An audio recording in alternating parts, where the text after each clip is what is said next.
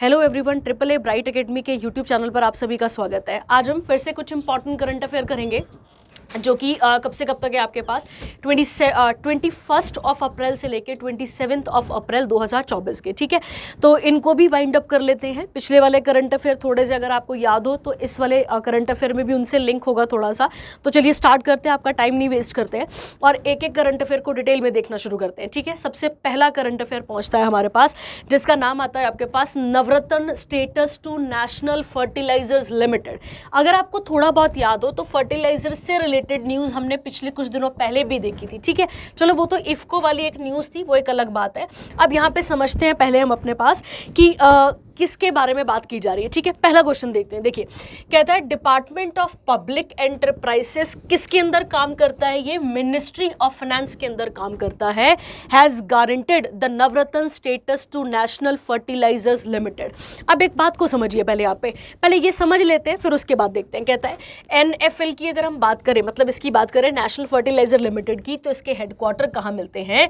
नोएडा, उत्तर प्रदेश में हमें इसके हेडक्वार्टर देखने को मिलते हैं। ठीक है, अब समझते हैं यहाँ पे डिटेल में इसके बारे में कि क्या होती है नवरत्न कंपनीज, क्या होती है आपके पास महारत्न और क्या होती है मिनी रत्न। देखिए, गवर्नमेंट ऑफ इंडिया ने, ध्यान से सुनेंगे आप, गवर्नमेंट ऑफ इंडिया ने जितनी भी सेंट्रल पब्लिक सेक्टर एंटरप्राइजेस होते हैं, मतलब सेंट्रल लिख लेंगे आप साथ साथ ही, सेंट्रल पब्लिक, ठीक है, सेक्टर एंटरप्राइजेस होते हैं जिसे हम सीपीएसई भी कह देते हैं। यहाँ पे इनकी हम बात करते हैं।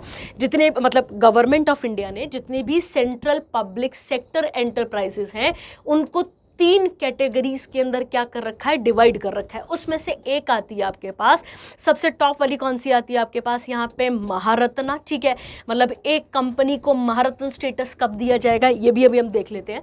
उसके अलावा एक कौन सी आती है आपके पास यहाँ पे? नवरत्ना। ठीक है, और एक आपको याद रखनी है तीसरी कौन सी होती है जिसका नाम होता है मिनी रत्न। क्या होता है इसका नाम यहाँ पे? मिनी रत्न। अच्छा, मिनी रत्न की जब आप बात करते हैं तो इसकी भी 2 कैटेगरीज हैं। एक आती है मिनी रत्न कैटेगरी 1 और मिनी रत्न कैटेगरी 2 आती है। ठीक है, यहां तक आपको क्लियर हो गया? पहले तो मैंने आपको कहा कि सीपीएसई बोलने का मतलब है यहाँ पे गवर्नमेंट ऑफ इंडिया ने सेंट्रल पब्लिक सेक्टर एंटरप्राइजेस, जहाँ पे भारत सरकार ने 50% अपना शेयर लगा रखा है या उससे ज़्यादा लगाया हुआ है, उनकी हम यहाँ पर बात कर रहे हैं। उन कंपनीज को 3 स्टेटस में बांटा हुआ है। एक कौन सी आती है? महारत्न, एक कौन सी आती है? नवरत्न, और एक आती है मिनी रत्न। मिनी रत्न की भी 2 कैटेगरीज आती हैं, मिनी रत्न 1 और मिनी रत्न 2 आती है। ठीक है, अब समझिए, अब यहाँ से इसको जोड़िएगा जरा सा तो आपको समझ में आएगा।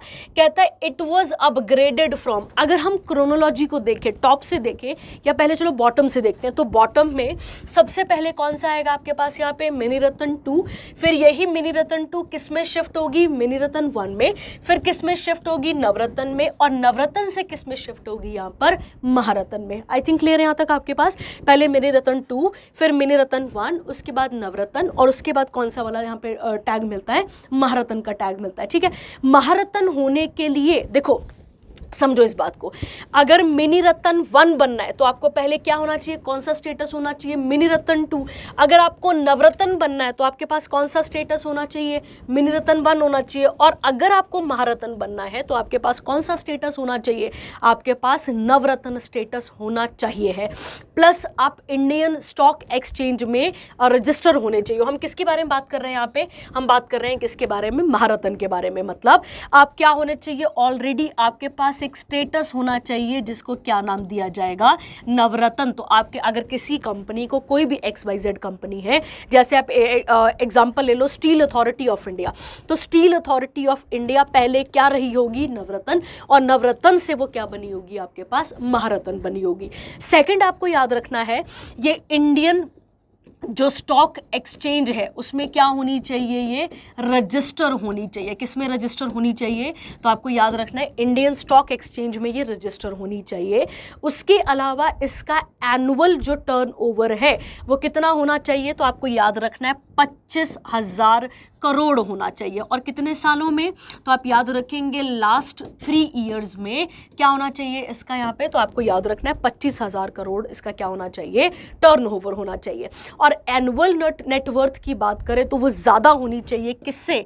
15,000 करोड़ से, किससे ज़्यादा होनी चाहिए यहाँ पे 15,000 करोड़ से क्या होनी चाहिए उसकी यहाँ पर नेटवर्थ ज़्यादा होनी चाहिए, वो भी कितने सालों में, लास्ट 3 ईयर्स में देखी जाती है। ठीक है, यहाँ तक क्लियर हो गया आपके पास। उसके अलावा इसका जो अगर हम देखें, इसका जो नाम वाम है, मतलब महारत्न का जो नाम है उसको एक ग्लोबल सिग्निफिकेंस भी होनी चाहिए। ठीक है, ग्लोबल सिग्निफिकेंस का मतलब क्या हो जाएगा आपके पास कि जैसे इंटरनेशनल मार्केट में उसका नाम वाम होना चाहिए। ठीक है, तो उन कंपनीज को आप क्या नाम दे देते हैं, महारत्न का नाम आप उसको दे सकते हैं। ठीक है,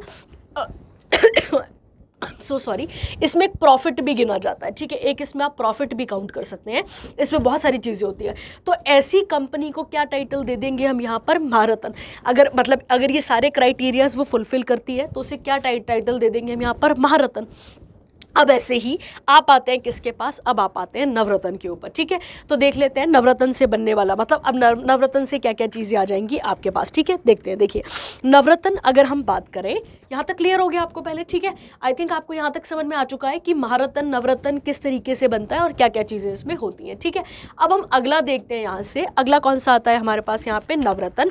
और नवरत्न के बारे में बात कर लेते हैं, सॉरी, है ना।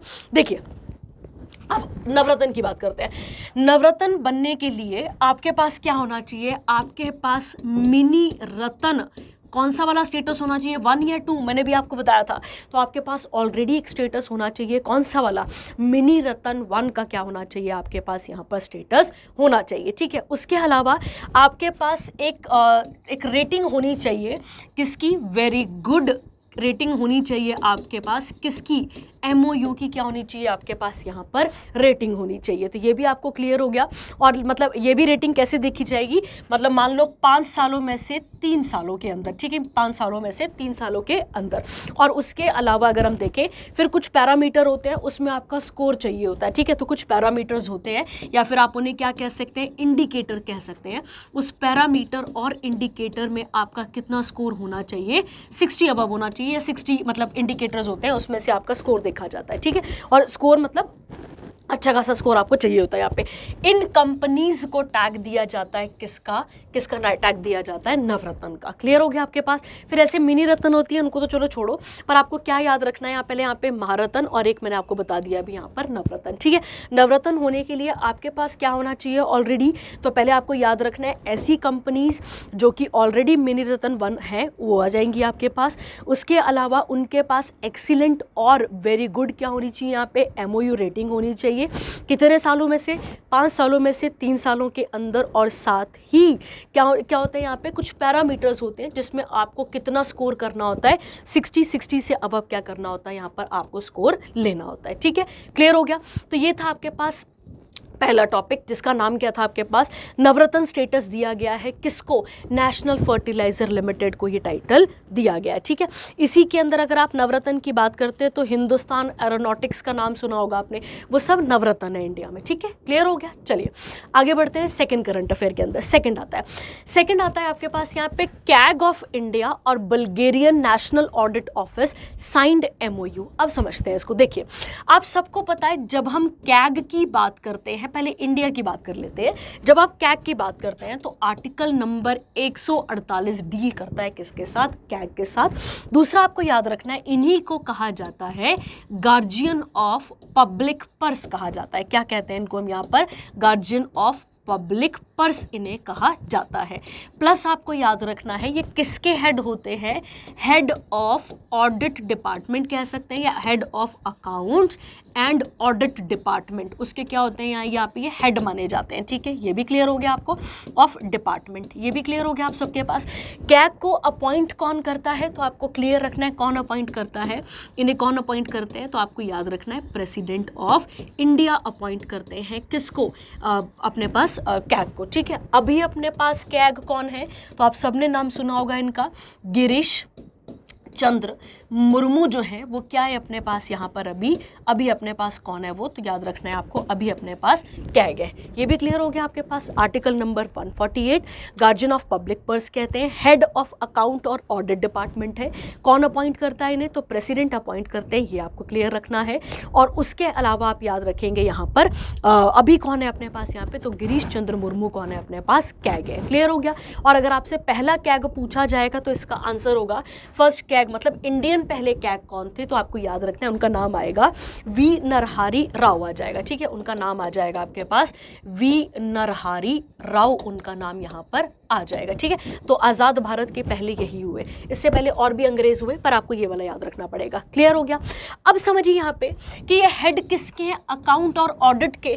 तो अब ये जो किसी के साथ MOU साइन करेंगे वो भी किससे रिलेटेड होगा, ऑडिट और अकाउंट से ही होगा। तो समझते हैं, कहता है यहाँ पे the controller auditor general of India signed MOU with Bulgarian national audit office. I think आपको क्लियर हो गया, यहाँ पे ऑडिट की ही बात हो रही है, in Sofia Bulgaria to foster international cooperation. कहता है इस MOU से MOU का एम क्या होगा कि कोलैबोरेशन और एक्सचेंज किए जाए, एक्सपर्टाइज को क्या किया जाए, एक्सचेंज किया जाए इन द फील्ड ऑफ, किस फील्ड में, ऑडिटिंग की फील्ड में, किस किस कंट्री के बीच में, इंडिया प्लस बुल्गारिया के बीच में। ठीक है, बस इतना सा करंट अफेयर है, इतना आपको यहाँ पर याद रखना है।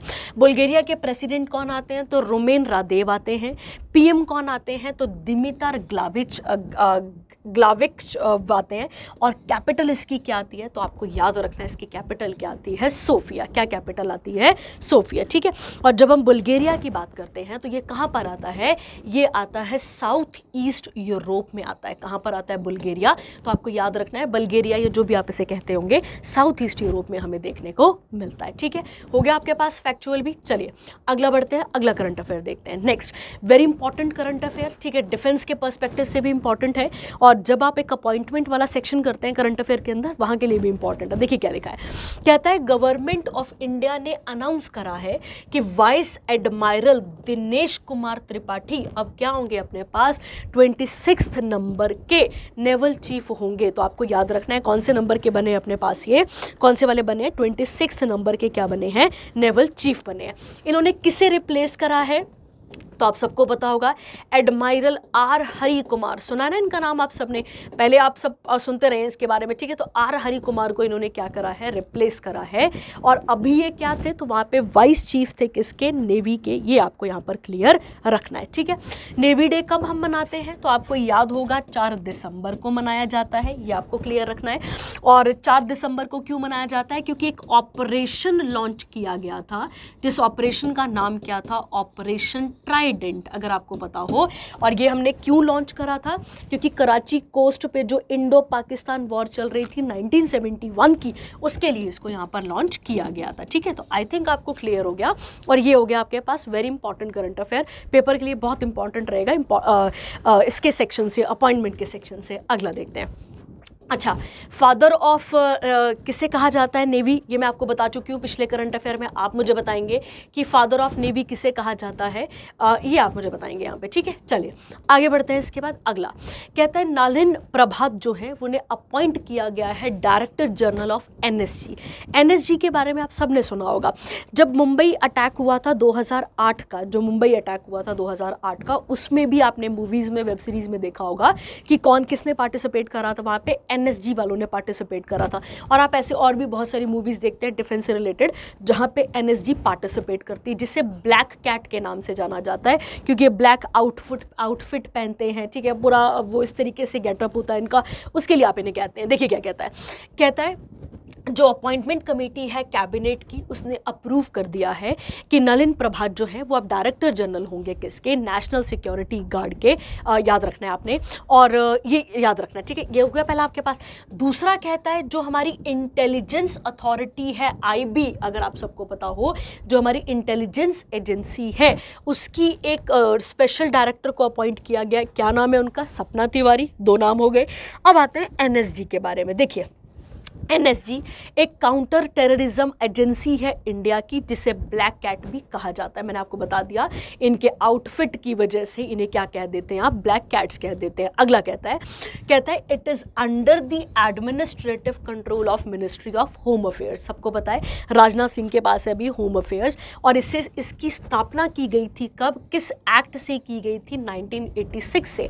पर एक क्वेश्चन है यहाँ पे, देखिए इसे एक्चुअली बना दिया गया था एनएसजी को कब, तो आपको याद रखना है 16 अक्टूबर 1984 को। 1984 में भारत में बड़े सारे प्रॉब्लम्स चल रही थी, जैसे कि एक प्रॉब्लम आप सबको पता है गोल्डन टेम्पल वाली, ठीक है, आप सबको पता है। फिर उसके अलावा जो अक्षरधाम मंदिर पे अटैक हो गया था, तो उसके बाद इन सबको क्रिएट किया गया था और इसे फिर एक एक्ट के अंदर फॉर्मलाइज किया गया कब, 1986 में। हेडक्वार्टर कहाँ पर आते हैं, तो आपको याद रखना है नई दिल्ली में।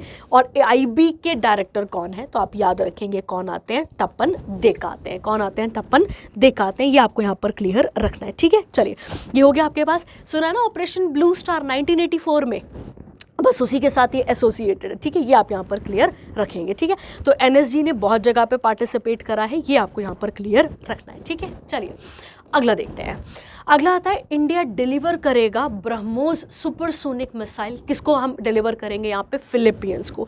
देखिए बेटा, वर्ल्ड की सबसे तेज सुपरसोनिक क्रूज मिसाइल को इन्हें क्रूज मिसाइल माना जाता है, जो कि लैंड सरफेस एयर यहाँ पर क्या है, पूरी की पूरी सक्षम है, उसमें मतलब उसमें पार्टिसिपेट करने के लिए बिल्कुल ही ये कैपेबल है। देखते हैं, कहता है यहाँ पर आपके पास, अच्छा फिलीपींस की कैपिटल क्या है, तो आप सबको पता है इसकी कैपिटल क्या आती है, मनीला।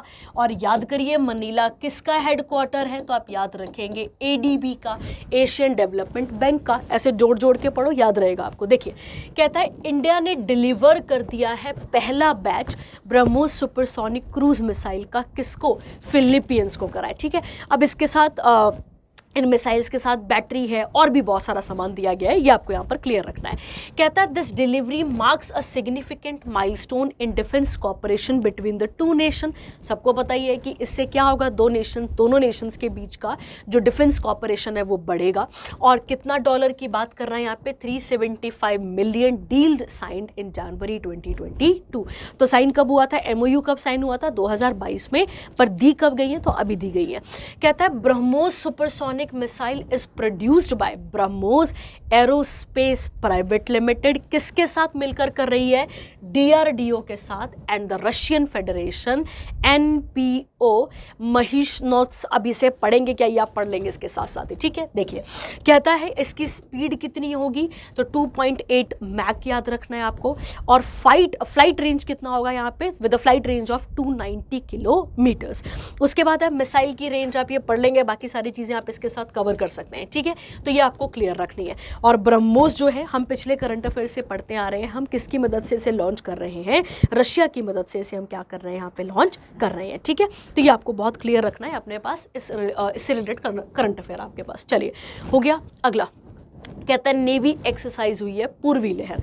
नाम है पूर्वी लहर, जरा सा इंडिया को देखो तो ये इंडिया का वेस्टर्न हिस्सा, ये कौन सा आ जाएगा, ईस्टर्न। और इसी ईस्ट को हम क्या कह देते हैं यहाँ पे, पूर्व भी कह देते हैं और पूर्व कहते हैं, ठीक है। देखिए कहता है इंडियन नेवी ने कंडक्ट करी है पूर्वी लहर, और ये कहाँ पर करी है, ईस्ट कोस्ट में। याद रखना है आपको कहाँ पर की गई है, ये ईस्ट कोस्ट में की गई है, ताकि जो भी मैरीटाइम चैलेंजेस होते हैं उनको यहाँ पर झेला जा सके। इस एक्सरसाइज को कंडक्ट किया गया है मल्टीपल फेजेस में। जैसे एक फेज है टेक्टिकल फेज, जिसमें देखा जाएगा कि रियल सिचुएशन में ट्रेनिंग कैसे क्या क्या किया जाएगा। और एक आता है आपके पास वेपन फेज, जो कि सक्सेसफुली कंडक्ट हुआ है डिफरेंट फायरिंग से, ठीक है। तो पूर्वी लहर आपको याद रखना है किसके साथ आ जाएगी ये, तो ये आ जाएगी इंडियन नेवी के साथ। और नेवी डे कब मनाते हैं, अभी हमने पढ़ा था 4 दिसंबर को नेवी डे मनाया जाता है, ठीक है। चलिए, और अभी अभी नए चीफ कौन अपॉइंट हुए हैं इसके, अभी हमने बात करी थी, क्या नाम था उनका, तो आपको क्लियर रखना है, उनका नाम था दिनेश कुमार। तो बस दिनेश कुमार से याद रख लो, ठीक है, ये आपको यहाँ पर क्लियर रखना पड़ेगा, ठीक है। चलिए अगला आता है, अगला देखते हैं। अगला कहता है India fourth in global military expenditure. आप सबको पता है इंडिया धीरे धीरे करके डिफेंस की फील्ड में बहुत पावरफुल होता जा रहा है, ठीक है। अब हमारा नाम जाम थोड़ा सा ज़्यादा चल रहा है किसमें, डिफेंस की फील्ड पे, ठीक है। ये आपने पढ़ा था कि हम इम्पोर्टर भी हैं, एक्सपोर्टर भी हैं बहुत सारी चीज़ों के, तो ये आपने पढ़ा हुआ है। देखिए कहता है सिप्री ने अपनी रिपोर्ट को पेश करा है। सिप्री क्या है तो आपको क्लियर रखना है, Stockholm International Peace Research Institute. उन्होंने क्या टाइटल, रिपोर्ट का टाइटल क्या है, trend in world military expenditure 2023। इनका मानना है कि the total global military expenditure कितना बढ़ चुका है, increase for the 9th consecutive year, all time high. कितना डॉलर की बात कर रहा है यहाँ पे, यूएस डॉलर 2443 बिलियन इन 2023, जो कि बढ़कर कितना परसेंट बढ़ा है यहाँ पे, 6.8, ठीक है। अब ये तो चलो कम ही याद रखना है आपको, अब यहाँ पे रैंक वाला याद करना पड़ेगा। देखिए सबसे टॉप 5 स्पेंडर्स कौन कौन है। देखिए पहला है आपके पास यूएसए, सेकंड कौन है आपके पास चाइना, तीसरा कौन है यहाँ पे रशिया, और फोर्थ कौन आता है आपके पास यहाँ पे इंडिया। तो हमारा रैंक कितना है यहाँ पर, फोर्थ है, ये आपको क्लियर रखना पड़ेगा। और सऊदी अरेबिया का कितना है, फिफ्थ है, which together accounted for 61% of military spending, world military spending, ठीक है, क्लियर रखना है आपको। कहता है with the military expenditure US dollar 83.6 billion in 2023, और इंडिया फोर्थ लार्जेस्ट स्पेंडर है किसमें, ग्लोबली, किस चीज़ में, मिलिट्री की फील्ड में। तो ये आपको यहाँ पर क्लियर रखना पड़ेगा, और इसके साथ ये क्वेश्चन आपको यहाँ पर क्लियर रखना पड़ेगा, ठीक है। चलिए उसके बाद आता है हाँ, सिप्री की स्थापना कब हुई थी, ठीक है। तो सिप्री के बारे में बात कर लेते हैं। सिप्री की स्थापना कब की गई थी, तो आपको याद रखना है 1966 में, और इसके हेडक्वार्टर कहाँ पर आते हैं, तो आप क्लियर रखेंगे अपने पास, इसके हेडक्वार्टर आपके पास आते हैं स्वीडन में, ठीक है। वैसे जगह का नाम है सोलना, और ये कहाँ पर आता है, तो ये आता है कहाँ पर, स्वीडन में। तो ये आपको याद रखना है, SSS ज़्यादा है, ठीक है, स्टॉकहोम, स्वीडन, ये सब आपको ज़्यादा याद रखना पड़ेगा, ठीक है। चलिए, और आप मुझे क्वेश्चन बताएंगे कि इंडिया सबसे बड़ा आर्म्स इम्पोर्टर है किसके साथ, ठीक है, मतलब इंडिया को आर्म इंपोर्ट करने के मामले में कौन सी कंट्री टॉप करती है, ठीक है। चलिए अगला आता है आपके पास, अगला करंट अफेयर। कहता है इंडिया की अगर हम बात करें तो इंडिया, अच्छा ये तो हो गया ना सिप्री वाला, अच्छा सिप्री वाला ये था, ये लिखा है सोलन हेडक्वार्टर, ये आप पढ़ लेंगे बाकी इसके साथ का, ठीक है। चलिए अगला आता है, अगला देख लेते हैं। अगला कहता है S&P Global 3 Indian banks among top 5 lenders in Asia Pacific by assets, ठीक है। अब यहाँ पे क्या बात की गई है, लेंडर्स आप सबको पता है जो क्या प्रोवाइड करते हैं, आपको लोन प्रोवाइड करते हैं। देखते हैं, कहता है इंडिया के 3 बैंक है, स्टार मार्क कर लेंगे आप इसको साथ साथ में, SBI, HDFC, ICICI bank are featured in the list of top 50 largest bank in Asia Pacific region by assets. Assets आप सबको पता है जो बैंक अपने पास रखता है। 2024 released by S&P global market intelligence, इन्होंने इसको पेश करा है। कहता है चाइना का जो इंडस्ट्रियल और कमर्शियल बैंक है अगर हम बात करें उसकी, तो वो टॉप पोजीशन पे है, और वही लार्जेस्ट बैंक है Asia Pacific as well as in the world in 2023। और इंडिया में कौन सा वाला आता है आपके पास यहाँ पे, तो SBI, ये आपको क्लियर रखना पड़ेगा यहाँ पे। उसके अलावा एक कौन सा था, HDFC, और एक कौन सा था आपके पास, ICICI बैंक था, ठीक है। ये आपको यहाँ पर क्लियर रखना पड़ेगा, ठीक है। अच्छा, उसके अलावा RBI की स्थापना कब हुई थी, सबने हम बहुत बार बात कर चुके हैं, 1 अप्रैल 1935 को। हेडक्वार्टर कहाँ दिखते हैं इसके हमें, तो मुंबई महाराष्ट्र इसके हेडक्वार्टर आते हैं। पहले RBI गवर्नर कौन थे, तो आपको याद रखना है, कराया था ऑसबॉर्न स्मिथ थे, और अभी कौन है, शक्तिकांत दास है, ये आपको यहाँ पर क्लियर रखना है, ठीक है। चलिए आगे बढ़ते हैं, इसके बाद अगला करंट अफेयर देखते हैं। अगला क्या कहता है, ये मैंने आपको पिछले किसी करंट अफेयर में करवाया हुआ था, विश्वकर्मा अवार्ड, ठीक है। अगर आपको याद हो तो मैंने आपको बताया था विश्वकर्मा अवार्ड किसको मिला था, तो एक सतलुज जल विद्युत निगम, जो कि कहाँ पर आता है, हिमाचल प्रदेश में आता है, वहाँ पर मैंने आपको बताया था कि ये वाला जो है इसे अब विश्वकर्मा अवार्ड दिया गया था सोशल डेवलपमेंट के लिए। अब उसी के अंदर एक और चीज़ को मिला है, वो देख लेते हैं। देखिए क्या कहता है, कहता है Puravankara limited, a renowned real estate developer in India, इनको अचीवमेंट अवार्ड मिला है for creating social development and impact at the 15th edition. और जब SJVN को मिला था तब भी 15th ही चल रहा था 2024 का, याद रखना है। और किस फील्ड में मिला इनको, तो कंस्ट्रक्शन इंडस्ट्री डेवलपमेंट काउंसिल, अच्छा सॉरी किसके द्वारा दिया जाता है, कंस्ट्रक्शन इंडस्ट्री डेवलपमेंट काउंसिल के द्वारा, ठीक है, ये आपको यहाँ पर क्लियर रखना है। अब क्यों मिला इनको, तो याद रखना है आपने, क्योंकि इन्होंने, आप सबको पता है बेंगलुरु में अभी कुछ टाइम पहले कितनी ज़्यादा प्रॉब्लम थी पानी की, खैर अभी भी है पर अब कंपैरेटिवली कम है, ये आपने पढ़ा था, देखा होगा शायद आपने इंस्टाग्राम वगैरह में। तो million of wells for Bengaluru in collaboration with Biome Environmental Trust, ठीक है, तो ये आपको यहाँ पर याद रखना है। कहते हैं million wells for Bengaluru campaign, ये इन्होंने स्टार्ट करा था क्योंकि पानी को जो पानी डिप्लीट होता जा रहा है उसे दोबारा से लाने के लिए वेल्स बनाए, रेन वाटर को हार्वेस्ट करना शुरू करा, ठीक है, और भी बहुत सारे काम करे थे किसने, इस पूर्वांकर लिमिटेड ने, ठीक है, तो ये आपको यहाँ पर क्लियर रखना है। उसके अलावा इसी विश्वकर्मा अवार्ड 15th के अंदर किसे नवाजा गया था, तो आप याद रखेंगे किसे नवाजा गया था, सतलुज जल विद्युत निगम को भी नवाजा गया था। इसी में आपको किसी करंट अफेयर में, पिछले किसी करंट अफेयर में करा चुकी हूँ मैं ये वाला, ठीक है, तो ये भी आपको यहाँ पर क्लियर रखना है, ठीक है। अब बेंगलुरु की जब आप बात करते हैं तो इसे साइंस सिटी भी कहा जाता है, इसी को स्पेस सिटी भी कहा जाता है। जब आप वो करते हैं स्टैटिक जीके देखते हैं तो वहाँ पर पेपर में क्वेश्चन आ जाते हैं आपके पास, ठीक है, तो ये भी आपको यहाँ पर क्लियर रखना है कि किसके साथ क्या क्या चीज़ें आपके पास बनती हैं, ठीक है। चलिए, हो गया आपके पास यहाँ तक, आगे बढ़ते हैं। कहता है कैंडिडेट्स चेस टूर्नामेंट, अब इसको देख लेते हैं, ठीक है, क्या कहता है। 17 साल के ग्रैंड मास्टर जिनका नाम है दोमाराजू गुकेश या डी गुकेश भी ने कहा जाता है, चेन्नई से, इन्होंने जीता है ओपन कैटेगरी का इंटरनेशनल चेस फेडरेशन, जो कि कहाँ पर हो रहा है, टोरंटो कनाडा में हो रहा है। किसको हराया इन्होंने, तो हिकारू नाकामुरा, ये कहाँ के, यूएस के, इनको हराया है। गुकेश जो है वो क्या बन चुके हैं, youngest challenger in the history to qualify for the world championship और breaking the record of grand master Garry Kasparov, Russia से हैं ये, ठीक है। उसके अलावा ये आप देख लेंगे कौन कौन किस कैटेगरी में हमें देखने को मिलता है, ठीक है, तो अपने वाले का नाम ही आपको याद रखना पड़ेगा, ठीक है। चलिए, इंटरनेशनल चेस फेडरेशन की स्थापना कब हुई थी, तो आपको याद रखना है जुलाई 1924 में हुई थी। तो इंटरनेशनल चेस फेडरेशन की स्थापना कब हुई थी, 1924 में, और इसके हेडक्वार्टर कहाँ मिलते हैं आपको, तो इसके हेडक्वार्टर मिलते हैं लाउसाने, स्विट्जरलैंड में हमें इसके हेडक्वार्टर देखने को मिलते हैं, ठीक है, तो ये आपने यहाँ पर क्लियर रखना है। चलिए, आगे आता है, इसके बाद अगला आता है चाइनीज ग्रैंड प्रिक्स 2024। कहता है बेल्जियन डच ड्राइवर जिनका नाम आप सबको पता है, मैक्स, ठीक है, इनका नाम आप सबको पता है, of red bull won the formula 1 Chinese grand prix 2024, जो कि कहाँ पर हुआ है, शंघाई इंटरनेशनल सर्किट चाइना में हुआ है, ठीक है। मैक्लेरेंस लॉन्डो नैरेस यूके के हैं, और रेड बुल के सर्जियो पेराज मेक्सिको, इनकी सेकंड और थर्ड पोजीशन हमें देखने को मिलती है, ठीक है। ये वाला करंट अफेयर तो आप थोड़ा कम भी करेंगे चलेगा, वैसे आता तो ज़रूर है स्पोर्ट्स से रिलेटेड, पर उतना नहीं आ सकता, तो आप देख लेंगे इसको साथ साथ ही, ठीक है। चलिए, आगे बढ़ते हैं इसके बाद, और अगला करंट अफेयर यहाँ से वाइंड अप करते हैं, ठीक है। चलिए, अगला क्या आता है अपने पास, देख लेते हैं।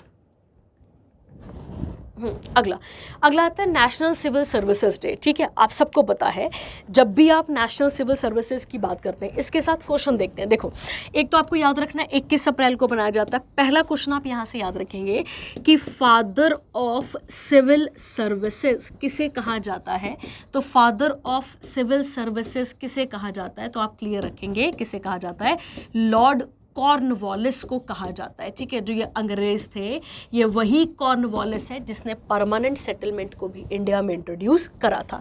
उसके अलावा अगर आपसे पूछा जाए कि पहला सिविल सर्वेंट कौन था, तो ये भी आप टिक करते हैं पेपर में, इसका नाम आता है सत्येंद्र नाथ टैगोर। इनका नाम क्या आता है आपके पास, सत्येंद्र नाथ टैगोर, और इन्होंने कब इसे क्वालिफाई करा था, तो 1863 में इसे क्या करा था, इन्होंने क्वालिफाई करा था, ठीक है।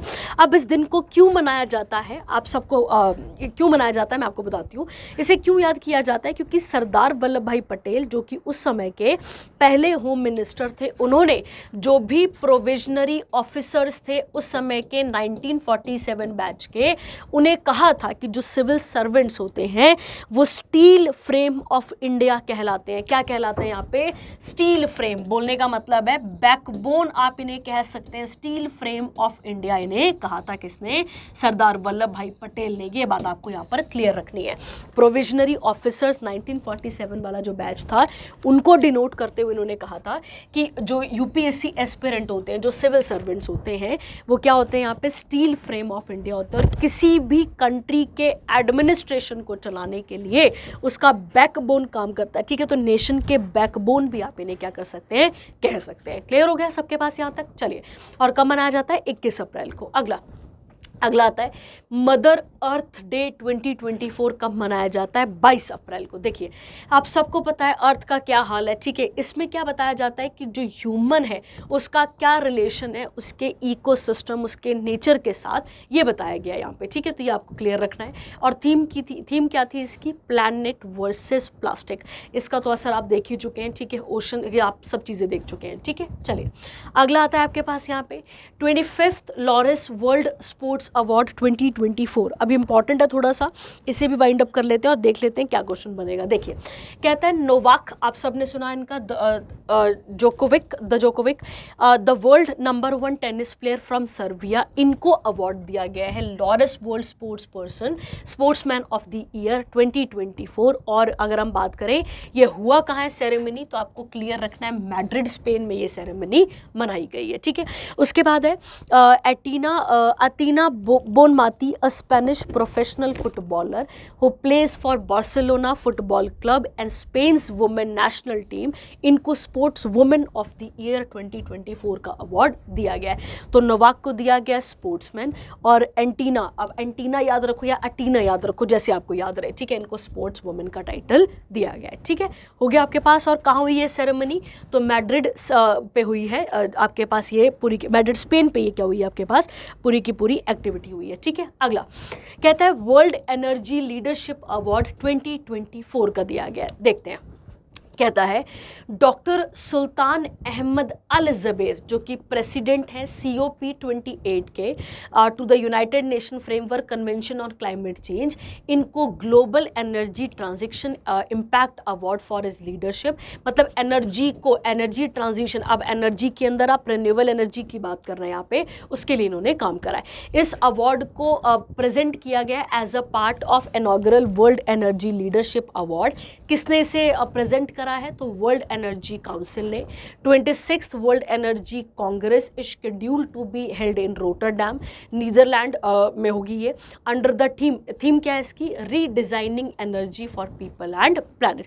तो नाम याद रखना है आपने, क्या नाम है इनका? डॉक्टर सुल्तान अहमद अल ज़बेर, ये नाम आपको यहाँ पर याद रखना पड़ेगा। ठीक है, चलिए अगला आता है आपके पास, इसी के साथ आगे कंटिन्यू चल रहा है आपके पास, इसमें और भी चीज़ें रह जाएंगी, वो करते हैं। ठीक है, देखिए क्या कहता है energy system luminary award winner क्या है यहाँ पे? तो याद रखना है Vaclav Smil University of Manitoba Canada के। ह्यूमनाइजिंग एनर्जी अवार्ड विनर कौन है यहाँ पर? तो एक याद रखेंगे बेयरफुट कॉलेज इंटरनेशनल, जिसके हेडक्वार्टर है मियामी फ्लोरिडा में। World energy visionary leadership award winner bestowed posthumously on, अब मरने के बाद किसको दिया गया है? Daniel Nicol Dunlop, a pioneer of world's first power conference in 1924 and the de facto founder of world energy council. ठीक है, चलिए ये भी हो गया आपके पास। अब अगला देखते हैं। अगला यूएन इंग्लिश लैंग्वेज डे कब मनाया जाता है आपके पास? 23 अप्रैल को इसको सेलिब्रेट किया जाता है। देखिए, कहता है इसे कब ऑब्जर्व किया जाता है? 23 अप्रैल को। और क्यों? क्योंकि इंग्लिश लैंग्वेज को ग्लोबल सिग्निफिकेंस मिलता है। कैसे? कि ये जो यूएन की जो 6 लैंग्वेजेस हैं उसमें से एक है। वो 6 कौन कौन सी हैं? तो Arabic, Chinese, English, French, Russian और स्पेनिश आती है आपके पास। ठीक है, कहता है यहाँ पे ये किसकी बर्थ और डेथ एनिवर्सरी को दिखाता है यहाँ पे? तो आप सबको पता है इंग्लिश पोएट के बारे में, जिनका नाम था विलियम शेक्सपियर, ये क्लियर रखना है आपने। इसके सेक्रेटरी जनरल कौन है आपको याद रखेंगे आप, तो कौन आते हैं यहाँ पे? यूएन के एंटोनियो गुटरेस। हेडक्वार्टर कहाँ पर है? न्यूयॉर्क। और स्थापना कब हुई थी? 1945 में। ठीक है, चलिए आगे बढ़ते हैं, अगला देखते हैं। World book and copyright day ये कब मनाया जाता है? 23 अप्रैल को, याद रखेंगे आप। इसकी थीम क्या है? Read your way. और इस अगर कैपिटल की बात की जाए, world book capital of the 2024 किसको दिया गया है?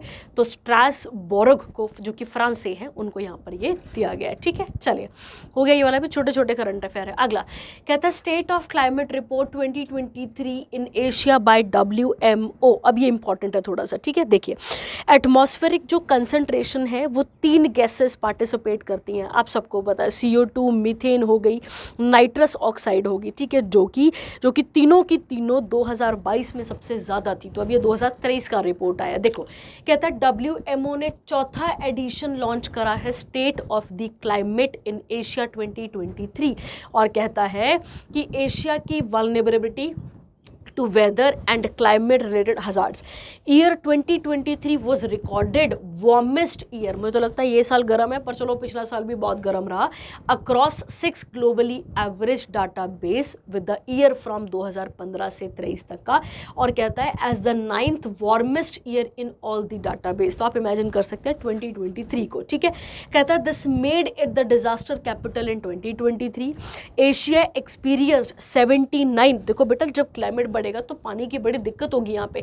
तो पहली दिक्कत किससे देखी गई यहाँ पे, वाटर डिजास्टर देखा गया, फिर उसके बाद फ्लड देखे गए, स्टॉर्म्स देखे गए, याद रखना है आपको, एक तो सूखा भी आएगा आपके पास और फ्लड और स्टॉर्म भी देखे गए, और 2000 fatalities and directly affecting 9 million people. कितने लोगों को इफेक्ट करती है, 9 मिलियन लोगों को। जापान और कजाकिस्तान में सबसे ज़्यादा टेम्परेचर रिकॉर्ड हुआ, याद रखेंगे आप। WMO के सेक्रेटरी जनरल कौन है, तो क्लेस्ते साउलो आते हैं आपके पास, और हेडक्वार्टर कहाँ पर आता है इसका, जिनीवा स्विट्जरलैंड में आता है। और इसकी स्थापना कब की गई थी, तो आपको याद रखना है 1950 में WMO की। और इसकी अगर कभी आपसे मेंबर कंट्री पूछेगा तो 187 मेंबर कंट्रीज आपको देखने को मिलती हैं WMO की, ठीक है। चलिए अगला आता है आपके पास यहाँ पे किस ह्यूमैनिटेरियन अवार्ड 2021। अगर आपको याद हो, ये भी करंट में आपको करा चुकी हूँ, रतन टाटा को ही अगर आपको याद हो तो इनको PV नरसिम्हा मेमोरियल, ठीक है, इन्हें क्या दिया गया था, PV Narasimha memorial trust award से नवाजा गया था। इनके फिलंथ्रॉफी, जो फिलंथ्रॉफिस्ट जो हैं ये, इनको उस चीज़ के लिए नवाजा गया था, क्योंकि मैंने आपको बताया था हॉस्पिटल, स्कूल्स, इन सब का बहुत ज़्यादा निर्माण करा इन्होंने। तो क्या कहता है, रतन टाटा जो कि चेयरमैन है किसके, टाटा ग्रुप के, उनको Kalinga institute of social sciences humanitarian award मिला है फॉर 2021। अब इस अवार्ड की स्थापना किसने करी थी, तो आप याद रखेंगे 2008 में इसकी स्थापना हुई थी, और किसने करी थी, डॉक्टर अच्युत समंथा ने, ये आप याद रखेंगे। और ये अवार्ड जो है किसे दिया जाता है, इंडिविजुअल और किसी ऑर्गेनाइजेशन को, क्यों, उनके ह्यूमैनिटेरियन कंट्रीब्यूशन के लिए, and with the first past recipients including global leaders और नोबल लॉरेट्स, ठीक है। तो याद रखेंगे आप रतन टाटा जी के बारे में, ठीक है। रतन टाटा जी को पद्म विभूषण भी मिल चुका है, ध्यान रखना है, इनको पद्म विभूषण भी मिला था 2008 में, और इन्हें पद्म भूषण भी मिला था, याद हो तो, भारत रत्न, पद्म विभूषण, फिर पद्म भूषण, फिर पद्मश्री आता है आपके पास, ठीक है। तो इन्हें पद्म भूषण भी मिल चुका है, 2000 में मिला था, और 2008 में पद्म विभूषण भी इनको दिया गया था, ठीक है। चलिए ये भी हो गया आपके पास करंट अफेयर। अगला अब हम बढ़ेंगे इसके बाद आगे, अगले वाले के बारे में बात करना यहाँ पर शुरू करते हैं, ठीक है। चलिए अगला देखते हैं।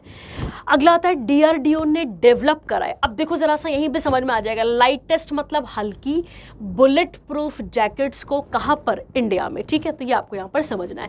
कहता है DRDO ने इंडिया की लाइटेस्ट बुलेट प्रूफ जैकेट को क्या करा है, यहाँ पर बनाया है, याद रखेंगे आप, जो कि अगर हम देखें तो कितने से कितने रेंज पर हमें बचा सकती है, तो 7.62 से 554 R API से हमें यहाँ पर बचा सकती है, और जो हाईएस्ट लेवल ऑफ थ्रेट है, मतलब BIS के द्वारा, उसको भी यहाँ पर ट्रिगर कर सकती है। मतलब ये 6 गोलियों की क्षमता रखती है, ठीक है। कितनी गोलियों की क्षमता रखती है, 6 गोलियों, मतलब 6 गोलियों से आपको प्रोटेक्ट करने की पूरी क्षमता कर सकती है, पूरी की पूरी, ये आपको याद रखनी है, ठीक है। कहते हैं इससे डेवलप किसने करा है, तो आपको याद रखना है DRDO की ये एक लैब है जिसका नाम है DMSRDE, मतलब defence material stores research development establishment, जो कि कानपुर उत्तर प्रदेश से है, ये आपको यहाँ पर क्लियर रखना है। कहता है BIS 17051 2018 prescribe the minimum performance requirement of bullet resistant jacket for protection against small arms and ammunition, ठीक है। तो ये आपको यहाँ पर क्लियर रखना है। चलिए डीआरडीओ की स्थापना कब हुई थी, सबको पता है 1958 में। और कहाँ इसके हेडक्वार्टर है, तो नई दिल्ली में। और इसके चीफ कौन आते हैं, तो आप सबको पता है समीर वी कमात। समीर वी कमात कौन आते हैं इसके चीफ, हमें देखने को मिलते हैं किसके, डीआरडीओ के। ठीक है, चलिए। और आप सबको पता है मिलिट्री वाले करंट अफेयर बहुत ज़्यादा आ रहे हैं इस बार, ठीक है, तो ये आपको याद रखने पड़ेंगे। चलिए अगली आती है, टेस्ट हुआ है किसका, क्रिस्टल मेज 2 मिसाइल का। ठीक है, देख लेते हैं। इंडियन एयरफोर्स ने टेस्ट फायर करा एक नया वर्जन। ठीक है, किसका नया वर्जन यहाँ पे, तो ये बैलिस्टिक मिसाइल है जिसे रॉक्स भी कहते हैं, और इसी को क्या कहा जाता है, क्रिस्टल मेज 2। और किस फाइटर जेट में इंसर्ट करके इसे किया गया है, तो उसका नाम है Su-30 MKI फाइटर जेट। और कहाँ पर हुआ है ये, अंडमान निकोबार में ये किया गया है। ठीक है, अब इसकी खासियत क्या है, ये देखो जरा सा। कहता है it is an extended stand off range air to surface. हमने सरफेस टू एयर वाइल देखी है, ये कैसी आती है आपके पास, air to surface missile of Israel's origin. ठीक है, याद रखेंगे आप। Crystal Maze 2 is capable of hitting target at a distance of around 250 kilometre. और 200-250 किलोमीटर दूर आप अपने टारगेट को दाग दीजिए, ये वहां तक को उड़ाने की क्षमता रखती है। ठीक है, उसके अलावा अब हम देख लेते हैं अंडमान निकोबार से बनने वाले क्वेश्चन। देखिए यहाँ पर 2 वॉल्केनिक आइलैंड हैं, अगर आपने पढ़ा होगा तो आपको जरूर पता होगा। यहाँ पे 2 वॉल्केनिक आइलैंड हैं अंडमान निकोबार में। एक कौन सा आता है आपके पास यहाँ पे, बैरन, और एक कौन सा आता है आपके पास यहाँ पे, नारकॉन्डम। ठीक है, तो याद रखना है आपने ये दोनों के दोनों को। ठीक है, उसके अलावा अगर आपसे पूछा जाए कि अंडमान निकोबार की हाईएस्ट पीक का नाम क्या है, तो उसका नाम है आपके पास सैडल पीक। क्या नाम आता है इसका, सैडल पीक। और सैडल पीक की हाइट अगर देखी जाए तो 737 मीटर हमें देखने को मिलती है। किसकी हाइट यहाँ पे, अंडमान निकोबार की हाईएस्ट पीक की अगर हम यहाँ पर बात करते हैं तो। ठीक है, उसके अलावा अंडमान निकोबार किसका ग्रुप बनता है, तो आप सबको पता है किसका ग्रुप है ये, तो बे ऑफ बंगाल का ग्रुप है, ये आइलैंड ग्रुप है, आप क्लियर रखेंगे अपने पास यहाँ पे। उसके अलावा मैंने आपको बताया था यहाँ पे बहुत सारी ट्राइब मिलती हैं, जैसे कि शोम्पेन, निकोबारीज, और भी बहुत सारी यहाँ पे, जरावा, ये बताई थी मैंने आपको पिछले किसी में, जरावास। ठीक है, ये करंट अफेयर में आपको जब आपको कोई भी स्टेट आता है या कोई यूटी आती है, मैं उसके साथ आपको कराती हूँ, तो ये आप सीखेंगे वहाँ पे भी। ठीक है, ये मैंने आपको वहाँ पर बताया हुआ था।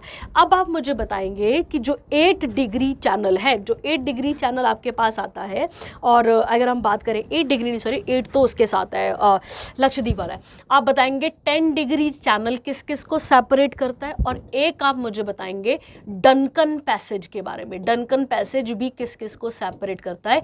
ये 2 क्वेश्चन आप मुझे इसके साथ बताएंगे। ठीक है, अच्छा, इसके अलावा एक आपको और बात यहाँ पे क्लियर रखनी पड़ेगी, जब आप अंडमान निकोबार को पढ़ते हो, इसकी कैपिटल क्या आती है आपके पास, पोर्ट ब्लेयर आती है, ये आपको क्लियर रखना है। ठीक है, चलिए, हो गया आपके पास ये वाला करंट अफेयर भी। आगे बढ़ते हैं, अगला आता है 15th नेशनल पंचायती राज डे मनाया गया है कब, तो आप याद रखेंगे कब मनाया गया है इसे, 24 अप्रैल को। देखिए अगर हम इसके बारे में बात करें, इसे लोकल सेल्फ गवर्नमेंट डे भी कह देते हैं। समझते हैं, father of local self government किसे कहा जाता है, तो आप सबने नाम सुना होगा लॉर्ड रिपन का। ठीक है, जब आप मॉडर्न हिस्ट्री पढ़ते हैं तो रिपन का नाम आता है, लॉर्ड रिपन को कहा जाता है father of local self government. और जब भी आप लोकल सेल्फ गवर्नमेंट की बात करते हैं तो रूरल एरियाज में लोकल सेल्फ गवर्नमेंट में क्या आएगा, पंचायत, और अर्बन एरियाज में क्या आ जाएंगी आपके पास, अर्बन एरियाज में आपके पास आ जाएंगी म्यूनसिपैलिटीज। ठीक है, ये आपको याद रखना है। ठीक है, कहता है यहाँ पे, अब देखिए इसके साथ एक क्वेश्चन और बनता है, article number 40, article number 40 Gandhian principle कहता है टू ऑर्गेनाइज विलेज पंचायत। उसके अलावा 2010 में प्राइम मिनिस्टर मनमोहन सिंह ने कहा था, डिक्लेयर करा था कि 24 अप्रैल हर साल क्या मनाया जाएगा, नेशनल पंचायती राज दिवस मनाया जाएगा। क्यों, क्योंकि 73rd अमेंडमेंट हुई थी कब, 1992 में। इसी के अंदर एक शेड्यूल ऐड हुआ था जिसका नाम था 11th शेड्यूल, याद हो अगर आपको। और ये लागू कब हुआ था, तो ये हुआ था 24 अप्रैल 1993 को लागू किया गया था। ठीक है, उसके अलावा पहली पंचायत कहाँ बनी थी, सबको पता है, नागौर डिस्ट्रिक्ट। ठीक है, और नागौर डिस्ट्रिक्ट कहाँ पर आता है आपके पास, राजस्थान में आता है, ये आपको क्लियर है। और उसका उद्घाटन किया गया था 2 अक्टूबर 1959 को, और उद्घाटन करने वाले कौन थे? पंडित जवाहरलाल नेहरू थे। ठीक है, ये आपको यहाँ पर क्लियर रखना है। उसके अलावा आप पंचायती राज जब पढ़ते हैं तो आप पढ़ते हैं कि अब ये किस पार्ट में आता है पंचायती राज वाला। इस अमेंडमेंट से एक नया पार्ट क्रिएट हुआ था, पार्ट नंबर 9 आ जाएगा आपके पास, जो किससे डील करता है? पंचायतों से डील करता है, या फिर इस अमेंडमेंट के साथ पंचायत के साथ पूरा का पूरा डील करता है। ठीक है, पंचायतों का एक क्वेश्चन बड़ा फेवरेट रहता है कि पंचायत के इलेक्शंस कौन कंडक्ट कराता है, पंचायत के भी और म्यूनिसिपैलिटीज के भी। तो आपको याद रखना है स्टेट इलेक्शन कमीशन क्या कराता है? इनके इलेक्शंस को पार्टिसिपेट करवाता है। ठीक है, तो ये आपको यहाँ पर क्लियर रखना है कि पंचायत और म्यूनिसिपैलिटी के इलेक्शन कौन कराता है? स्टेट इलेक्शन कमीशन करवाता है। ठीक है, चलिए हो गया आपके पास। अगला बढ़ते हैं। अगला आता है इंडिया का पहला multipurpose green hydrogen pilot project. अच्छा, अगर आपको याद हो, मैंने अभी आपको थोड़ी देर पहले बोला था SJVN के बारे में, सतलुज जल विद्युत निगम के बारे में। इसी की मैनेजिंग डायरेक्टर है जिनका नाम है गीता कपूर। ये पहला क्या करने वाला, क्या होने वाला है यहाँ पे? तो ये जो है, इसे first multipurpose combined heat power green hydrogen pilot project. और कितने मेगावाट का रहेगा ये तो आपको याद रखना है। कितना मेगावाट है? 1500। और कहां पर इसे लॉन्च किया जा रहा है? नाथपा झाकड़ी। क्वेश्चन देखिए, नाथपा झाकड़ी जो है, अगर आपसे पूछा जाए किस नदी के ऊपर है, तो आप क्या टिक करेंगे यहाँ पे? सतलुज रिवर के ऊपर आता है। तो ये बात आपको यहाँ पर क्लियर रखनी है। और कहां पर है ये? हिमाचल प्रदेश में। ठीक है, तो ये पहला ग्रीन हाइड्रोजन पायलट प्रोजेक्ट यहाँ पर बनाया जाएगा। ठीक है, ये आपको यहाँ पर क्लियर रखना है। ठीक है, इसके अंदर और बाकी सारी चीजें क्या होंगी ये तो आप पढ़ ही लेते हैं इसके साथ साथ ही। अब देखते हैं सतलुज से बनने वाला क्वेश्चन। पहला क्वेश्चन बन जाएगा कि सतलुज का ओरिजिन कहां से होता है? तो आप सबको पता है राकसताल लेक से, तिब्बत से इसका ओरिजिन होता है हमारे पास। ठीक है, सतलुज इंडिया में कहां से एंटर करती है? तो इसका आंसर आप टिक करते हैं शिपकिला। ये शिपकिला कहां पर आता है? हिमाचल प्रदेश। तो सतलुज का भी ओरिजिन कहां से होता है? तिब्बत से होता है। और इंडिया में कहां से एंटर करती है? शिपकिला से ये एंटर करती है। प्लस आपको यहाँ पे क्लियर रखना है एक और बात को कि जब हम बात करते हैं सतलुज की, ये इंडस की सबसे लॉन्गेस्ट ट्रिब्यूटरी है। कौन सी ट्रिब्यूटरी आती है? इंडस की सबसे लॉन्गेस्ट ट्रिब्यूटरी हमें देखने को मिलती है सतलुज। तो ये भी बात आप अपने पास क्लियर रखेंगे। ठीक है, सतलुज के ऊपर और कौन कौन से डैम हैं? तो अगर आपको पता हो तो एक तो भाखड़ा नंगल आ गया। ठीक है, भाखड़ा याद रखेंगे आप, भाखड़ा डैम आ गया आपके पास। और एक है करछम वांगटू। एक कौन सा है?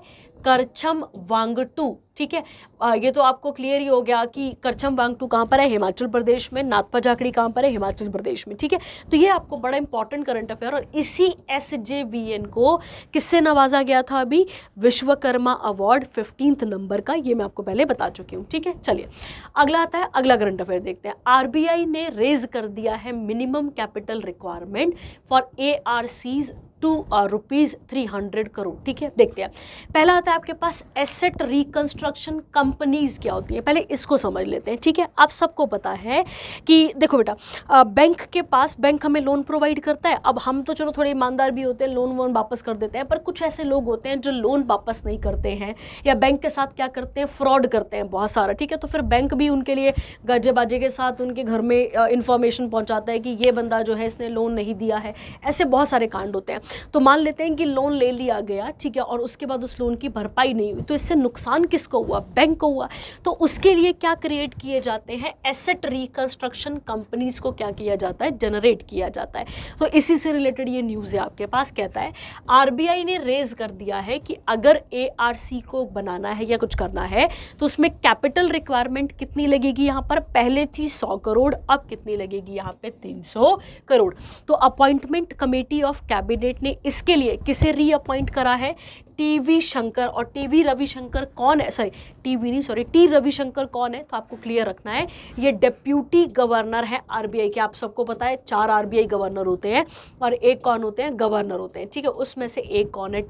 T रविशंकर है। ठीक है, ये बात आप यहाँ पर क्लियर रखेंगे। ठीक है, उसके बाद कहता है RBI ने मॉनेटरी पेनल्टी भी लगाई है 10 लाख की NABF INS limited based in Bengaluru Karnataka which is a subsidiary of national bank for agriculture and rural development. ठीक है, तो इसी के अंदर इनके ऊपर पेनल्टी भी लगी है। ठीक है, चलिए।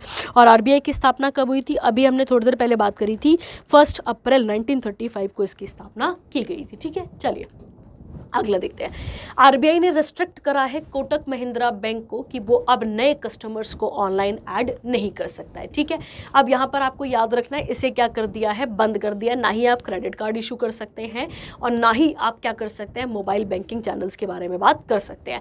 कहता है यहाँ पे आरबीआईज इंफॉर्मेशन टेक्नोलॉजी एग्जामिनेशन 2022-2023 इसने एक रिपोर्ट पेश करी है कि सीरियस डेफिशिएंसीज है किसमें, बैंक के आईटी मैनेजमेंट पे, जिसकी वजह से वो पूरी इंफॉर्मेशन देने में, ये सही चीज़ें बताने में क्या हो जाता है, फेल हो जाता है।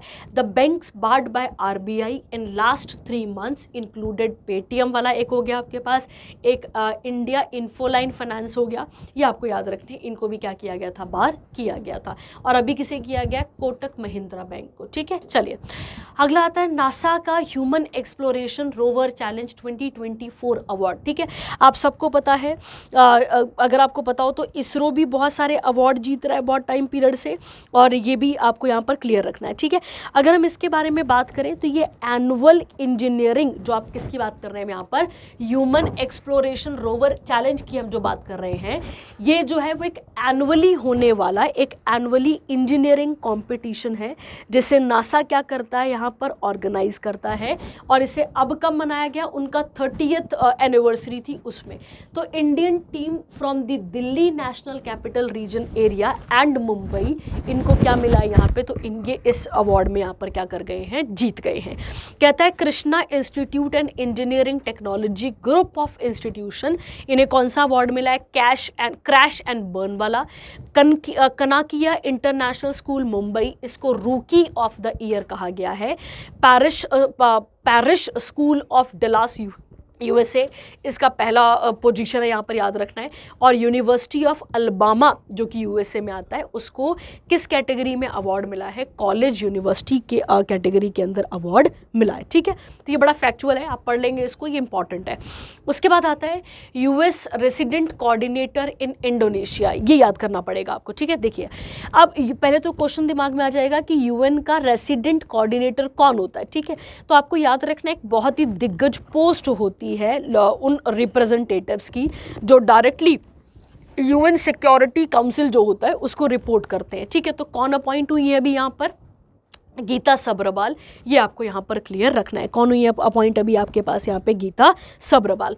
और इंडोनेशिया की कैपिटल क्या है, आप सबको पता है, इसकी कैपिटल क्या आती है, जकार्ता। क्या कैपिटल आती है, जकार्ता। ठीक है, चलिए अगला देखेंगे। इसके बाद उसेन बोल्ट, उसेन बोल्ट को ही क्या कहा जाता है, इनका निक नेम इनको दिया जाता है लाइटनिंग बोल्ट। क्या इनको बोला जाता है, इन्हीं को बोला जाता है लाइटनिंग बोल्ट। ठीक है, याद रखेंगे आप, इन्हें क्या कहा जाता है, लाइटनिंग बोल्ट कहा जाता है। ठीक है, और ये कौन है, तो ये जमाइका के स्प्रिंटर है। स्प्रिंटर आप सबको पता होगा, जो शॉर्ट रेस वाले होते हैं। ठीक है, जो मतलब ऐसा व्यक्ति जो शॉर्ट रन डिस्टेंस जो है वो बहुत जल्दी से कवर कर लेता है। ठीक है, उनकी बात की जा रही है। कहता है 8 टाइम ओलंपिक गोल्ड मेडलिस्ट है, इनको क्या बनाया गया है, ambassador of the 9th edition of ICC men's T20 world cup 2024, जो कि किसके बीच में प्ले किया जाएगा, वेस्ट इंडीज और यूएसए के बीच में। और इनके पास अभी कौन कौन सा रिकॉर्ड है, देखिए 100 metre, 200 metre, 4x100 metre with the times of, अभी टाइम आप साथ साथ में इसके साथ पढ़ लेंगे। ठीक है, ये आपको यहाँ पर क्लियर रखना पड़ेगा, इसके साथ पेपर में क्वेश्चन बन सकता है। अच्छा, आईसीसी की स्थापना कब हुई थी, तो आप याद रखेंगे 1909 में। और इसके हेडक्वार्टर हमें कहाँ दिखते हैं, तो दुबई में इसके हेडक्वार्टर हमें देखने को मिलते हैं। ठीक है, ये भी हो गया आपके पास। अब चलते हैं आगे वाला, मलेरिया दिवस। ठीक है, बात कर लेते हैं इसके बारे में। इसे कब ऑब्जर्व किया जाता है, 25 अप्रैल को, ताकि लोगों को कंट्रोल किया जाए, लोगों को अवेयर किया जाए और उनको जो ये मलेरिया वाली जो बीमारी है उसे इराडिकेट किया जाए। ठीक है, ये डिजीज़ कैसे होती है, तो आपको याद रखना है प्लाज्मोडियम पैरासाइट से होती है। इसकी थीम क्या है, accelerating the fight against malaria for more equitable world. और याद रखेंगे इसे कब, इसकी स्थापना कब की गई थी, 2007 में। WHO के हेडक्वार्टर को इसके हेडक्वार्टर कहाँ पर आते हैं, जिनेवा स्विट्जरलैंड में। इसकी स्थापना हुई थी 7 अप्रैल 1948 को, और टेड्रोस क्या है, इसके डायरेक्टर जनरल है। ठीक है, चलिए आगे देखेंगे। इसके बाद अगला current affair, UNHRC launches climate resilience fund. ठीक है, अब ये देख लेते हैं। ठीक है, ये थोड़ा सा इंपॉर्टेंट हो जाएगा आपके पास, क्या बात हो रही है इसमें, इसके बारे में बात कर लेते हैं। ठीक है, देखिए क्या कहता है, कहता है यूनाइटेड नेशन का जो हाई कमिश्नर है फॉर रेफ्यूजी, इसने लॉन्च करा है क्लाइमेट रेजिलियंस फंड, ठीक है, $, कितना 100 million by 2025 for protecting refugees and displaced communities from climate change, ठीक है, ऐसे लोग जो कि किसी भी क्लाइमेट चेंज इम्पैक्ट से बचाकर लाए गए हैं और उनको अब एक सही जगह पर क्या किया गया है, रखा गया है। कहता है contribution to the fund will extended UNHCRC's climate action to countries. किस किस कंट्री की बात यहाँ पर की जा रही है, कन्फ्लिक्ट रिलेटेड डिस्प्लेसमेंट, बांग्लादेश, चाड, इथियोपिया, केन्या, मोजाम्बिक, तो इनसे जो लोग रेफ्यूजी बनकर आए थे। कहता है it was also support range of activities in line focus area strategic plan for climate action, या पढ़ लेंगे, इसके साथ ज़्यादा नहीं है। उसके बाद UNHRC की बात करते हैं तो इसके हेड कौन है यहाँ पे, फिलिपो ग्रांदी, याद रखेंगे। एस्टेब्लिशमेंट कब हुई थी, 1950, और हेडक्वार्टर आता है जिनीवा स्विट्जरलैंड में, इसका हेडक्वार्टर हमें देखने को मिलता है। ठीक है, चलिए अगला आता है आपके पास, अगला वेरी इंपॉर्टेंट, ठीक है, इसके बारे में बात कर लेते हैं, क्या बात है। ठीक है, देखिए कोविड आया था अपने पास यहाँ पे, ठीक है, जब आपके पास कोविड आया, या फिर आप आम दिनों का भी एग्जाम्पल इसके साथ ले सकते हैं, जब कोविड अपने पास आया या फिर जो आम दिन होते हैं, क्या इनमें हम किसी भी प्रकार से किसी भी चीज़ के कंजप्शन को रोक देते हैं? मैं आपको समझाती हूँ। देखिए, जब अपने पास कोविड आया, पूरा देश बंद था, तो क्या हमने ब्रश करना छोड़ दिया था? क्या हमने नहाना छोड़ दिया था? क्या हमने बालों पे शैम्पू लगाना छोड़ दिया था? बिल्कुल नहीं। वो सब चीज़ें क्या चल रही थी, साथ साथ कॉन्टिन्यूटी में चल रही थी। तो ऐसी कुछ चीज़ें होती हैं, और आप सबको पता है कि उस समय पे हमारी इकोनॉमी भी क्या हो गई थी, यहाँ पे डाउन हो गई थी बहुत सारी। तो ऐसे कुछ आइटम्स होती हैं या ऐसे कुछ कंपनीज होती हैं जिनको मतलब जिनका कोई असर, मतलब जिन पे कोई असर नहीं पड़ता है, किसका, जिन पे कोई असर नहीं पड़ता है इकोनॉमी के बढ़ने का और घटने का, उसे कहा जाता है नॉन साइक्लिक, क्या कहा जाता है उन्हें, Nifty non cyclical consumer index fund, आप उसे यहाँ पर कह सकते हैं। ठीक है, तो इसी के लिए एक फंड यहाँ पर रिलीज किया गया है, याद रखना है आपने। ग्रो म्यूचुअल फंड ने एन एसेट मैनेजमेंट कंपनी है, इसने रिसीव करा एक अप्रूवल सेबी से कि वो लॉन्च कर सकते हैं इंडियाज इनॉग्रल निफ्टी को निफ्टी 50 भी कहा जाता है, non cyclical consumer index fund. ठीक है, कहता है यहाँ पे this open ended scheme benchmarked against the Nifty non cyclical consumer index total return index. कितने टॉप सेक्टर्स को देखा जाएगा यहाँ पे, तो 30 स्टॉक्स को, जिसके अंदर टेलीकॉम, टेक्सटाइल, एंटरटेन, ये सब बंद थोड़ी हुआ था। ठीक है, तो नॉन साइक्लिक कौन सी वाली होती हैं, जो कि जिसका इकोनॉमी पे, मतलब इकोनॉमी के बढ़ने घटने से उनके ऊपर कम ही असर होता है। ठीक है, आप इन्हें ऐसे कह सकते हैं ये अंधे गुड्स है, मतलब जो चलते ही रहेंगे अपने पास, तो उसके बारे में यहाँ पर बात की गई है। ठीक है, सेबी की बात कर लेते हैं, तो सेबी की स्थापना कब की गई थी, मतलब सेबी को स्टेटस कब मिला था स्टैट्यूटरी वाला, तो आपको याद रखना है 30 जनवरी 1992 को इसे क्या दिया गया था, सेबी को स्टैट्यूटरी स्टेटस दिया गया था। हेडक्वार्टर कहाँ पर आते हैं इसके, तो आपको पता होना चाहिए, मुंबई महाराष्ट्र में इसके हेडक्वार्टर हमें देखने को मिलते हैं। और प्लस आप याद रखेंगे चेयरपर्सन कौन है, तो चेयरपर्सन कौन है, माधवी पुरी बुच। ठीक है, और क्लियर रखना है आपने, ये फर्स्ट फीमेल हैं जो किसे हेड कर रही हैं, सेबी को हेड कर रही हैं। ठीक है, चलिए अगला देखते हैं। इसके बाद अगला, China launched Shenzhou 18 crew to its space station. ठीक है, तो ये सीधा सीधा फैक्चुअल क्वेश्चन बन जाएगा, चाइना ने लॉन्च करा है और इसमें 3 एस्ट्रोनॉट्स हैं, याद रखेंगे आप, और कहाँ से इसे लॉन्च किया जा रहा है, टियांगो स्पेस स्टेशन से इसको लॉन्च किया जा रहा है। ठीक है, तो बाकी तो इसे क्या याद रखना है आपने, नाम वाम तो आपसे कभी पूछे नहीं जाएंगे, बस इतना पूछा जाएगा। ठीक है, चलिए अगला देखते हैं। आरबीआई ने फाइन लगाया है 5 कोऑपरेटिव बैंक्स के ऊपर, कितना, 60.3 लाख फॉर वायलेटिंग रेगुलेशंस। आप सबको पता है आरबीआई समय समय पर चेक और बैलेंस बनाकर रखती है बाकी बैंक्स पे, और उनके ऊपर क्या लगाती रहती है, रिस्ट्रिक्शंस लगाती रहती है, तो उसी के बारे में बात हो रही है। एक है राजकोट नागरिक सहकारी बैंक, जिसके ऊपर पेनल्टी लगी है कितनी, 43.30 लाख की, ताकि उसने क्या नहीं करा है, आरबीआई के नॉन कॉम्प्लाइंस जो डायरेक्शन होते हैं उन्हें नहीं माना यहाँ पे। ठीक है, उसके बाद है कांगड़ा कोऑपरेटिव बैंक, जो कि कहाँ पर है, नई दिल्ली में। राजधानी नगर सहकारी सहकारी बैंक लखनऊ, जिला सहकारी बैंक गढ़वाल उत्तराखंड में आ जाएगा, इन सबको 5-5 लाख की क्या लगी है, पेनल्टी लगी है। डिस्ट्रिक्ट कोऑपरेटिव बैंक देहरादून की, इसके ऊपर कितनी पेनल्टी लगी है, 2 लाख की। ठीक है, तो ये अलग अलग पैरामीटर्स पे लगाई जाती है, याद रखना है आपने। उसके बाद आता है अच्छा, अब ये एक थोड़ा सा अवार्ड है जिसको जो कि अभी यूनिवर्सिटीज़ के प्रोफेसर्स को मिला है, ये नाम आपको याद करना पड़ेगा। कहता है मैलकॉम और एलिजाबेथ एडिसिया ट्रस्ट, इन्होंने अनाउंस करा है doctor Malcolm Adiseshiah national award 2024 for the 2 professors. ठीक है, ये एनुअली दिया जाता है और किन को दिया जाता है, उन सोशल साइंटिस्ट को जिनका बहुत बड़ा अच्छा कंट्रीब्यूशन हो किसमें, डेवलपमेंट स्टडीज़ में। तो किसे मिला है यहाँ पे, प्रोफेसर सुरेंद्र एस जोधका को मिला है, ये आपको याद रखना है। कहाँ के हैं ये, JNU से, आप क्लियर रखेंगे। और उसके बाद विकास कुमार एसोसिएट प्रोफेसर हैं असीम प्रेमजी यूनिवर्सिटी के, इनको एलिजाबेथ अदीसा अवार्ड दिया गया है। ठीक है, तो कितने कितने पैसे मिले ये तो काम का नहीं है, ये इंपॉर्टेंट है। ठीक है, चलिए अगला, RDI ने रिमूव कर दिया है एज लिमिट को कि of 65 years for individual buying health insurance. तो अब आप अगर 65 के अंदर भी है, मैं आप कोई भी क्या ले सकता है, हेल्थ इंश्योरेंस को ले सकता है। ठीक है, कहता है यहाँ पे इन्होंने एज लिमिट हटा दी है, जो कि कितनी थी पहले यहाँ पे 65 वर्ष इंडिविजुअल्स के लिए, कि वो क्या कर सकते हैं, अपनी हेल्थ इंश्योरेंस पॉलिसीज़ को क्या कर सकते थे, ले सकते थे। और अर्लियर अगर हम बात करें तो वो कब ले सकता था इस पॉलिसी का पूरा बेनिफिट, जब वो 65 साल का हो जाएगा। ठीक है, तो आपको याद रखना है।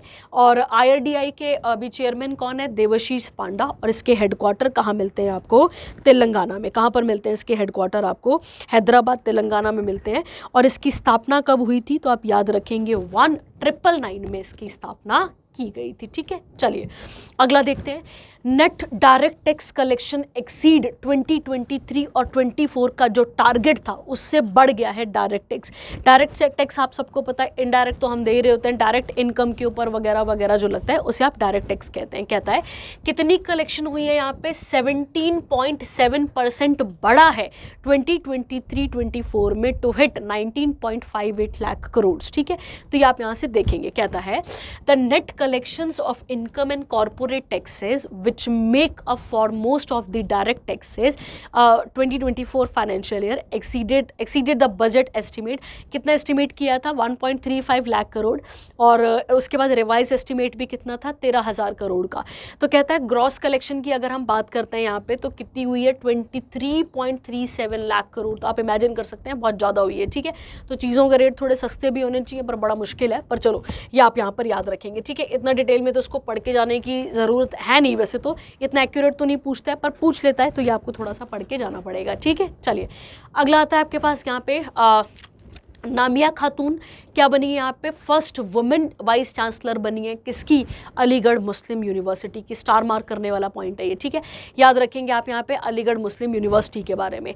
जब हम अलीगढ़ मुस्लिम यूनिवर्सिटी की बात करते हैं, इसकी स्थापना एक्चुअली में कब हुई थी, 1875 में, मोहम्मदन एंग्लो ओरिएंटल कॉलेज, और धीरे धीरे फिर ये क्या बना था, अलीगढ़ मुस्लिम यूनिवर्सिटी। फिर इसके पास एक्ट लाया गया 1920 में और इसकी स्थापना की गई थी। ठीक है, और अगर आपको पता हो अलीगढ़ मुस्लिम यूनिवर्सिटी की स्थापना किसने करी थी, तो आपको याद रखना है सर सैयद अहमद खान ने। ये वही लोग हैं जो जब ये जो पार्टीशन ऑफ बंगाल होगा और बड़े ज़्यादा खुश हो जाएंगे और उसके बाद सोचेंगे कि अब अंग्रेज़ जो हैं वो हम मुस्लिम्स के बारे में भी सोच रहे हैं, तो उसमें से आप कह सकते हैं कि ये भी एक बंदा है। और आप ये भी कह सकते हैं कि इसी की देन है थोड़ी सी, जो मुस्लिम लीग आती है ना, थोड़ी सी इसकी देन भी है वो। ठीक है, तो ये भी आप इसके साथ यहाँ पर देख लेंगे। अगला देख लेते हैं, इंडिया ने ओवरटेक कर लिया है चाइना को किस चीज़ में, electric 3 wheelers in 2023 at over 5.8 lakh units according to a report by international energy agency. इसने क्या करा, इस रिपोर्ट को यहाँ पर पेश करा है। ठीक है, तो ये आपको यहाँ पर क्लियर रखना है। अच्छा, IEA की बात करते हैं तो इसके हेडक्वार्टर कहाँ पर आते हैं, तो आप याद रखेंगे पेरिस फ्रांस में इसके हेडक्वार्टर हमें देखने को मिलते हैं। ठीक है, और इसकी स्थापना कब हुई थी, तो आप याद रखेंगे 1974 में इसकी स्थापना की गई थी। ठीक है, चलिए अगला आता है अगला करंट अफेयर है वर्ल्ड इंटेलेक्चुअल प्रॉपर्टी डे 2024, जो कि कब मनाया जाता है? 26 अप्रैल को मनाया जाता है। ठीक है, देखो बेटा, इंटेलेक्चुअल का मतलब यहाँ पे क्या हो गया आपके पास, मतलब जो लोगों के दिमाग के द्वारा बनाई जाने वाली चीज़, उसे आप क्या कह देंगे? यहाँ पे इंटेलेक्चुअल प्रॉपर्टी कह देंगे। ठीक है, मतलब मेरी आपकी अपनी प्रॉपर्टी जो हमने इन्वेंशन करी उसके लिए। कहता है अगर हम बात करें तो इसकी थीम क्या है? Building our common future with innovation and creativity. In 1833 Paris convention हुआ था, जिसमें बोला गया था इंडस्ट्रियल प्रॉपर्टीज़ को प्रोटेक्ट करना और ऐसे किसी फर्दर चीज़ों को क्या करना? साइन करना। इसमें क्या है कि क्या क्या प्रोटेक्ट किया जाता है? आपके इन्वेंशन, ट्रेडमार्क, इंडस्ट्रियल डिज़ाइन। जैसे लोगोज देखते हैं ना आप, किसी किसी इंडस्ट्रीज़ के लोगोज होते हैं, वो एक बंदा कोई कॉपी कर लेता है, ये सब चीज़ें बताई जा रही हैं यहाँ पे। 1970 की बात करें तो कन्वेंशन ने बोला था कि the world intellectual property organisation, इसी को क्या नाम दिया गया था? वीपो नाम दिया गया था। और वीपो भी यूएन की एक क्या है आपके पास? एक स्पेशल एजेंसी है जिसकी स्थापना हुई थी कब? 1974 में। ठीक है, तो ये आपको यहाँ पर क्लियर रखना था। इसके बाद ये करंट अफेयर आपके पास खत्म हो जाते हैं। आई होप आपको यहाँ तक समझ में आया होगा। कुछ भी नहीं समझ में आएगा आप पूछ सकते हैं। Thank you, have a nice day.